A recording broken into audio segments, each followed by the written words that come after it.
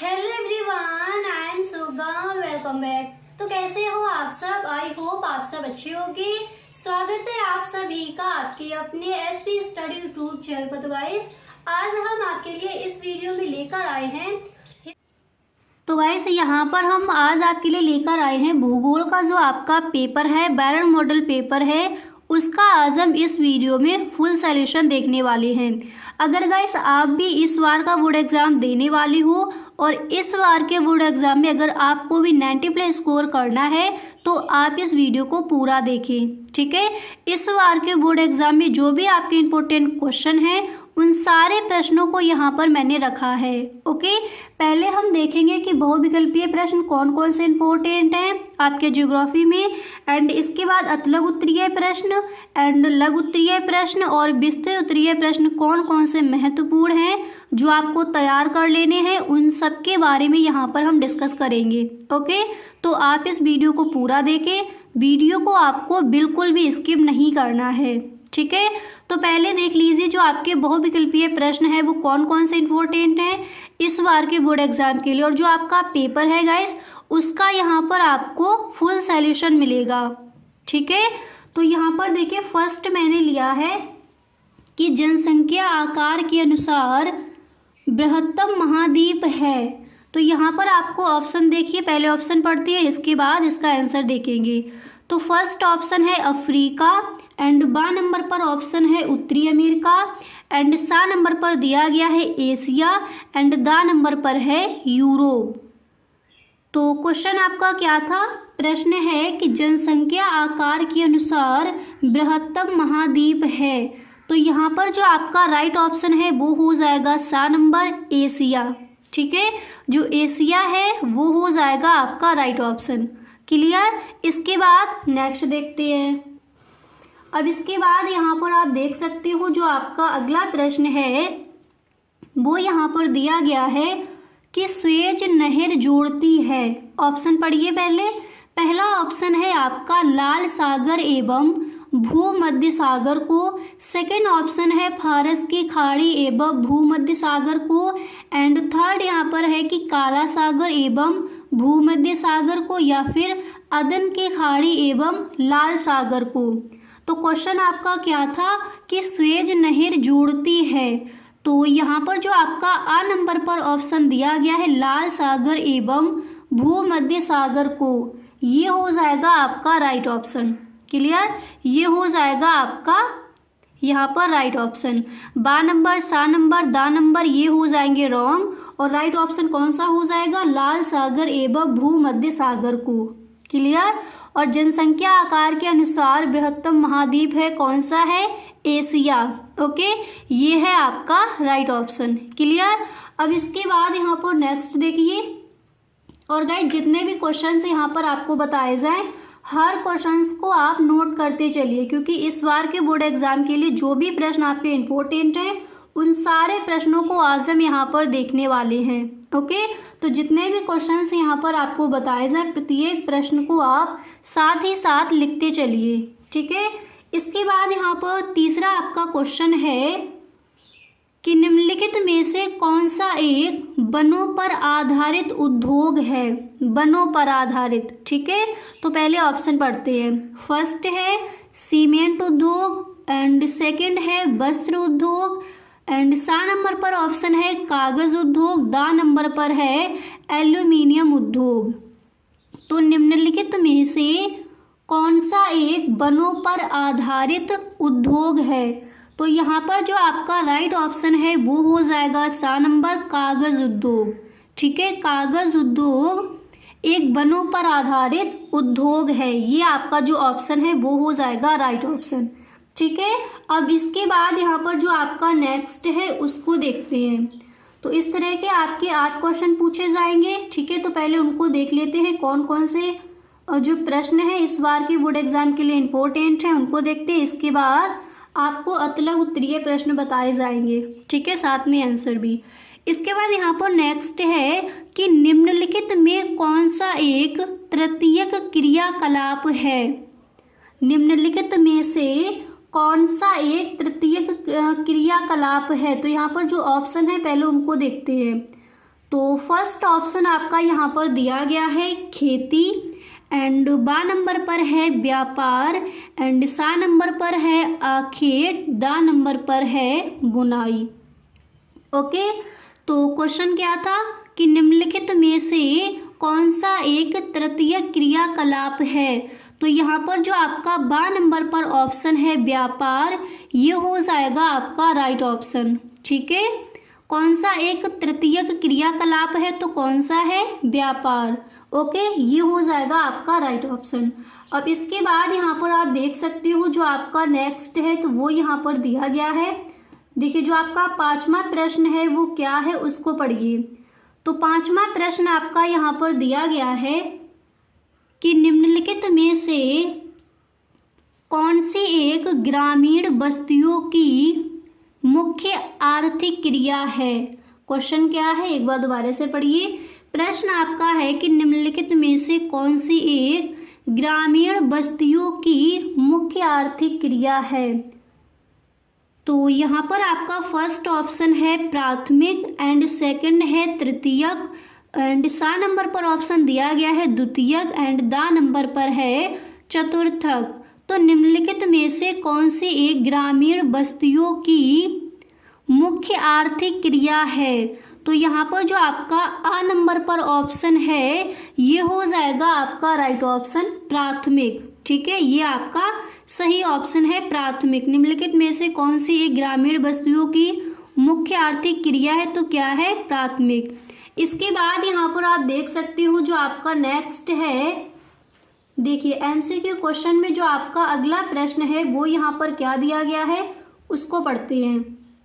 तो यहाँ पर आप देख सकते हो जो आपका नेक्स्ट प्रश्न है तो वो यहाँ पर दिया गया है कि सन 2011 के अनुसार भारत की जनसंख्या निम्नलिखित में से कौन सी है।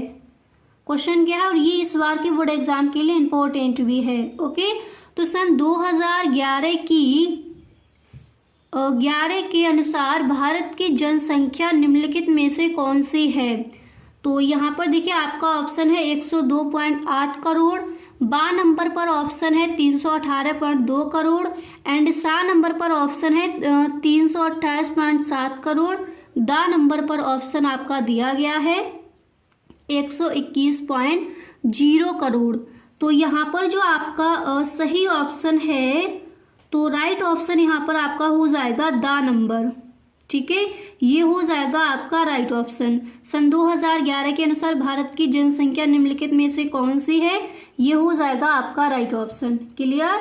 अब इसके बाद यहाँ पर देखिए जो आपका अगला प्रश्न है वो क्या है उसको पढ़ते हैं। तो यहाँ पर आप देख सकते हो जो आपका नेक्स्ट प्रश्न है तो वो यहाँ पर दिया गया है। देखिए अगला जो क्वेश्चन है वो आपको ये तैयार कर लेना है कि निम्नलिखित में से कौन सा नगर किसी नदी के किनारे अवस्थित नहीं है। अवस्थित नहीं है, निम्नलिखित में से कौन सा नगर किसी नदी के किनारे अवस्थित नहीं है। ठीक है, तो यहाँ पर फर्स्ट आपका दिया गया है आगरा, बा नंबर पर ऑप्शन है पटना, सा नंबर पर है भोपाल, दा नंबर पर है कोलकाता। तो क्वेश्चन आपका क्या कहता है कि निम्नलिखित में से कौन सा नगर किसी नदी के किनारे अवस्थित नहीं है। तो यहाँ पर जो आपका राइट ऑप्शन है वो हो जाएगा सा नंबर भोपाल। ओके, ये हो जाएगा आपका राइट ऑप्शन। अब इसके बाद जो आपका अगला प्रश्न है उसको देखते हैं। अब इसके बाद देखिए जो आपका अगला प्रश्न है वो क्या दिया गया है उसको समझते हैं। तो जो आपका नेक्स्ट प्रश्न है वो यहाँ पर दिया गया है। देखिए यहाँ पर जो आपका अगला प्रश्न है तो वो है कि दो देशों के मध्य व्यापार कहलाता है। दो देशों के मध्य व्यापार कहलाता है, क्या कहलाता है। आ नंबर पर ऑप्शन है अंतर्देशीय व्यापार, बा नंबर पर ऑप्शन है बाह्य व्यापार, एंड सा नंबर पर ऑप्शन है अंतर्राष्ट्रीय व्यापार, एंड दा नंबर पर ऑप्शन है स्थानीय व्यापार। तो आपका जो सही ऑप्शन है वो हो जाएगा यहाँ पर सा नंबर अंतर्राष्ट्रीय व्यापार। तो दो देशों के मध्य व्यापार क्या कहलाता है, अंतर्राष्ट्रीय व्यापार कहलाता है। ये जो आपका ऑप्शन है वो हो जाएगा राइट ऑप्शन। क्लियर। अब इसके बाद यहाँ पर हम देखेंगे कि अतलग उत्तरीय प्रश्न ऐसे कौन कौन से हैं जो इस बार के बोर्ड एग्जाम के लिए इम्पोर्टेंट हैं। ऐसे कौन कौन से प्रश्न हैं जो आपको तैयार करने हैं, उनको देखिए। तो अतलग उत्तरीय प्रश्न में आपका जो पहला प्रश्न है वो यहाँ पर दिया गया है कि मानव भूगोल को परिभाषित कीजिए। और ये जो आपका क्वेश्चन है इस बार के बोर्ड एग्जाम के लिए very very most important question है। ठीक है, तो मानव भूगोल को परिभाषित कीजिए। तो देखिए सबसे पहले आपको करना क्या है, इस तरह से हेडिंग डाली है मानव भूगोल या फिर मानव भूगोल की परिभाषा। ठीक है, इस तरह से आप हेडिंग डालोगे। फिर आपको लिखना है कि मानव भूगोल मानव समाजों और धरातल के बीच संबंधों का संश्लेषित अध्ययन है। मानव भूगोल भूगोल की प्रमुख शाखा है जिनके अंतर्गत मानव की उत्पत्ति से लेकर वर्तमान समय तक उसके पर्यावरण के साथ संबंधों का अध्ययन किया जाता है। ठीक है, सबसे पहले आप क्या करोगे, आपको फर्स्ट यहाँ पर हेडिंग डालनी है मानव भूगोल। हेडिंग डालने के बाद आप इस तरह से लिखोगे कि मानव भूगोल मानव समाजों और धरातल के बीच संबंधों का संश्लेषित अध्ययन है। मानव भूगोल भूगोल की प्रमुख शाखा है जिनके अंतर्गत मानव की उत्पत्ति से लेकर वर्तमान समय तक उसके पर्यावरण के साथ संबंधों का अध्ययन किया जाता है। ओके, अब देखिए इतना लिखने के बाद फिर आपको यहाँ पर एक लाइन और लिख देनी है। आप लिखोगे कि मानव एवं उसका प्राकृतिक पर्यावरण के साथ समायोजन का अध्ययन। ठीक है, इस तरह से आपको लिखना है। अब इसके बाद यहाँ पर जो आपका नेक्स्ट प्रश्न है उसको देखते हैं। तो यहाँ पर आप देख सकते हो जो आपका अगला प्रश्न है वो क्या है। तो देखिए जो आपका नेक्स्ट क्वेश्चन है वो यहाँ पर दिया गया है। देखिए नेक्स्ट क्वेश्चन आपका ये है कि लिंग अनुपात कैसे मापा जाता है। कई बार ये क्वेश्चन आपका बोर्ड एग्जाम में आज किया गया है। ओके, तो लिंग अनुपात कैसे मापा जाता है, जो आपका दूसरा क्वेश्चन है वो ये है कि लिंग अनुपात कैसे मापा जाता है। तो सबसे पहले आपको करना क्या है, यहाँ पर आपकी जो फर्स्ट हेडिंग है वो आपको डालनी है लिंग अनुपात। ओके, हेडिंग डालने के बाद आप लिखोगे कि जनसंख्या में पुरुषों और स्त्रियों की संख्या के बीच के अनुपात को लिंग अनुपात कहा जाता है। भारत में यह अनुपात प्रति 1000 पुरुषों और स्त्रियों की संख्या के रूप में दर्शाया जाता है। ठीक है, इस तरह से आप इस प्रश्न का आंसर लिखोगे। एक बार दोबारा से देख लीजिए कि लिंग अनुपात कैसे मापा जाता है, इसका आंसर आप किस तरह से लिखोगे। सबसे पहले आप हेडिंग डालोगे लिंग अनुपात, उसके बाद आपको लिखना है कि जनसंख्या में पुरुषों और स्त्रियों की संख्या के बीच के अनुपात को लिंग अनुपात कहा जाता है। भारत में यह अनुपात प्रति 1000 पुरुषों और स्त्रियों की संख्या के रूप में दर्शाया जाता है। उसके बाद आपको ब्लैक पेन से इस तरह से लिखना है। गाइस, अगर अभी तक आप इस वीडियो में बने हुए हो तो आई होप ये वीडियो आपको पसंद आ रहा होगा। अगर सच में ये वीडियो आपको अच्छा लग रहा है तो आप इस वीडियो को एक लाइक जरूर कर दें, और यदि आप इस चैनल पर पहली बार आए हो तो इस चैनल को सब्सक्राइब कर लेना, क्योंकि जो भी आपके इंपॉर्टेंट क्वेश्चन है, प्रीवियस ईयर क्वेश्चन है ऑल सब्जेक्ट के, वो आपको मिलेंगे इसी चैनल पर। तो गाइस, अगर सच में इस बार आपको 90+ स्कोर करना है तो आप इस चैनल को सब्सक्राइब करना ना भूलें। ओके, वीडियो अच्छा लगे तो अपने सभी दोस्तों में एक बार इस वीडियो को आप शेयर जरूर करें कि लिंगानुपात बराबर स्त्रियों की जनसंख्या अपॉन पुरुषों की जनसंख्या इंटू 1000। ओके, इस तरह से आपको लिखना है। फिर ये आपको ब्रैकेट बनाकर इसको बंद कर देना है। ओके, इस तरह से। अब इसके बाद यहाँ पर जो आपका अगला प्रश्न है उसको देख लीजिए। जो आपका नेक्स्ट क्वेश्चन है वो यहाँ पर क्या दिया गया है, तो आप देख सकते हो जो आपका तीसरा प्रश्न है क्या है। पहले प्रश्न को पढ़ते हैं। तो यहाँ पर देखिए जो आपका तीसरा प्रश्न है वो यहाँ पर दिया गया है। देखिए तीसरा क्वेश्चन है कि ट्रक कृषि से आप क्या समझते हैं। क्वेश्चन क्या है, तो क्वेश्चन आपका यहाँ पर क्या दिया गया है, एक बार दोबारा से पढ़ते हैं।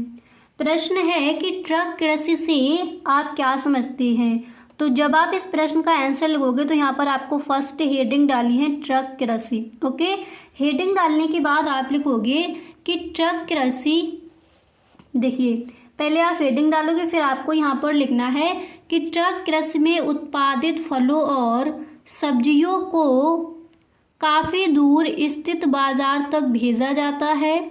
इसमें परिवहन की आवश्यकता पड़ती है। बाजार से कृषि क्षेत्र की दूरी इस बात पर निर्भर करती है कि ट्रक द्वारा रात भर चलने में कितनी दूरी तय होती है। पहले आप इस तरह से लिखोगे। तो ट्रक कृषि क्या है, एक बार दोबारा से समझ लीजिए। ट्रक कृषि में उत्पादित फलों और सब्जियों को काफ़ी दूर स्थित बाजार तक भेजा जाता है। इसमें परिवहन की आवश्यकता पड़ती है।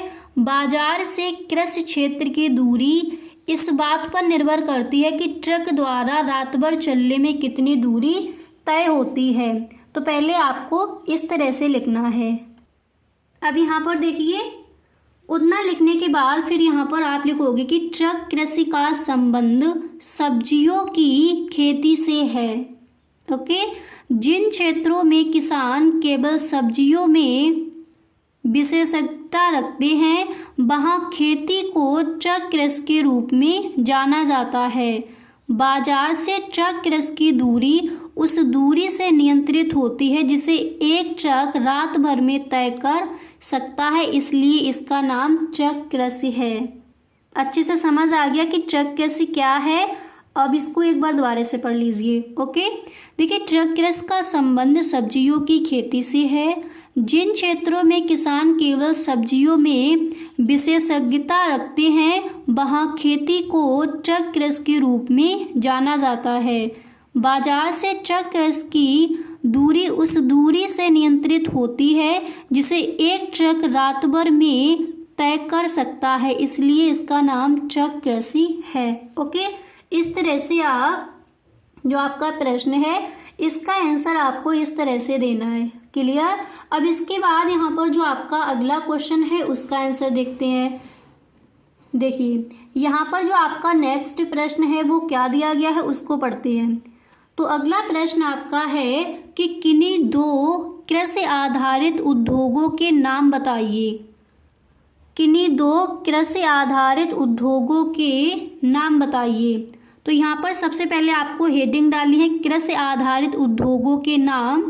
आप लिखोगे कि खाद्य संसाधन, वनस्पति तेल, सूती वस्त्र, डेयरी उत्पाद और चर्म उद्योग कृषि आधारित उद्योगों के उदाहरण हैं।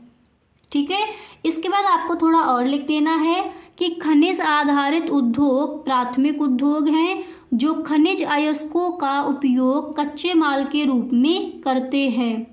इन उद्योगों के उत्पाद अन्य उद्योगों का पोषण करते हैं। तो किन्हीं दो कृषि आधारित उद्योगों के नाम लिखिए। आपको इस तरह से इस प्रश्न का आंसर लिखना। ये सारे ही आपके अभी अतलग उत्तरीय प्रश्न यहाँ पर चल रहे हैं। तो क्वेश्चन आपका जो तीसरा था वो ये है, इसको आप तैयार कर लेंगे। इसके बाद यहाँ पर जो आपका नेक्स्ट प्रश्न है उसको देखते हैं। ठीक है, तो यहाँ पर आप देख सकते हो जो आपका अगला प्रश्न है। देखिए यहाँ पर आपका नेक्स्ट क्वेश्चन दिया गया है कि बस्ती को परिभाषित कीजिए। ठीक है, बस्ती को परिभाषित कीजिए। तो सबसे पहले आपको करना क्या है, यहाँ पर आप हेडिंग डालोगे फर्स्ट बस्ती। ओके, हेडिंग डालने के बाद आप लिखोगे कि मानव आवासों के संगठित समूह को बस्ती कहा जाता है। इसके बाद आपको लिखना है कि बस्तियों में होने वाले मानवीय व आर्थिक क्रियाकलापों के आधार पर इन्हें ग्रामीण तथा नगरीय बस्तियों में वर्गीकृत किया जाता है। ठीक है, सबसे पहले करना क्या है, हेडिंग डालनी है बस्ती या फिर बस्ती की परिभाषा। इसके बाद आप लिखोगे कि मानव आवासों के संगठित समूह को बस्ती कहा जाता है। ये आप खुद से भी बनाकर लिख सकते हो। ठीक है, अगर आप इस तरह से लिखती हो तब भी ठीक है। मानव आवासों के संगठित समूह को बस्ती कहा जाता है। बस्तियों में होने वाले मानवीय व आर्थिक क्रियाकलापों के आधार पर इन्हें ग्रामीण तथा नगरीय बस्तियों में वर्गीकृत किया जाता है।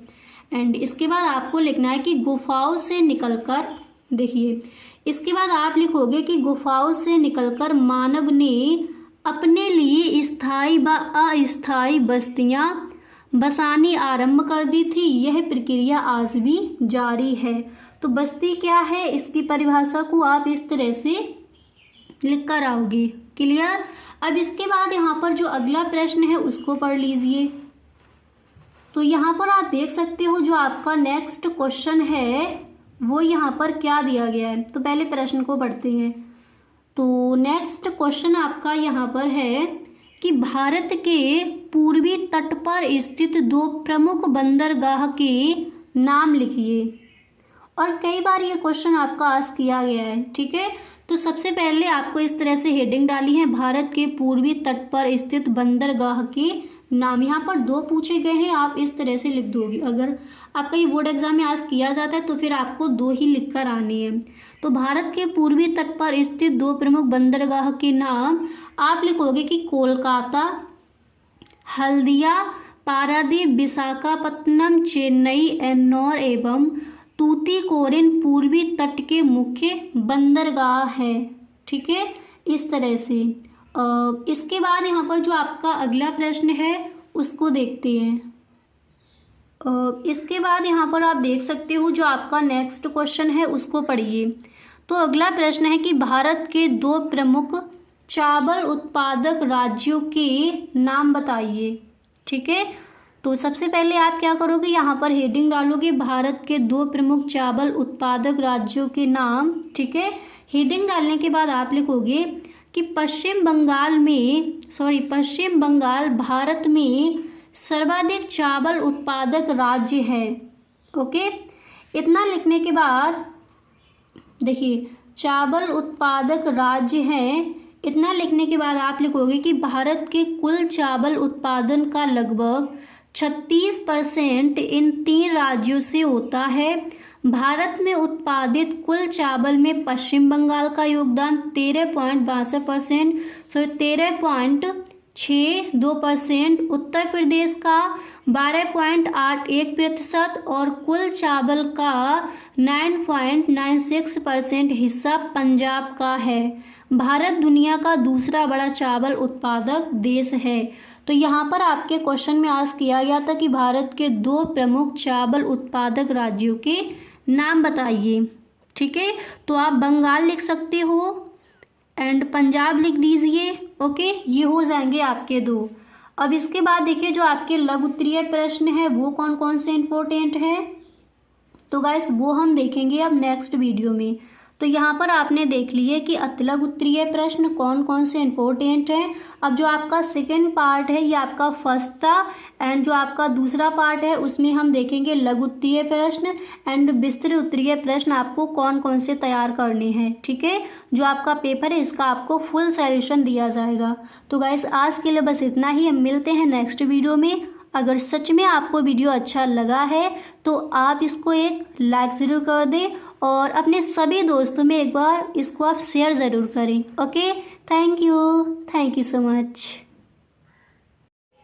तो गाइस कैसा लगा वीडियो, आई होप ये वीडियो आपको पसंद आया होगा। अगर सच में ये वीडियो आपको अच्छा लगा है तो आप इस वीडियो को अपने सभी दोस्तों में एक बार शेयर जरूर करें। ओके, वीडियो अच्छा लगा करे तो please time in the comment box, आप में कमेंट बॉक्स में जरूर बताएं। Okay, thank you so much.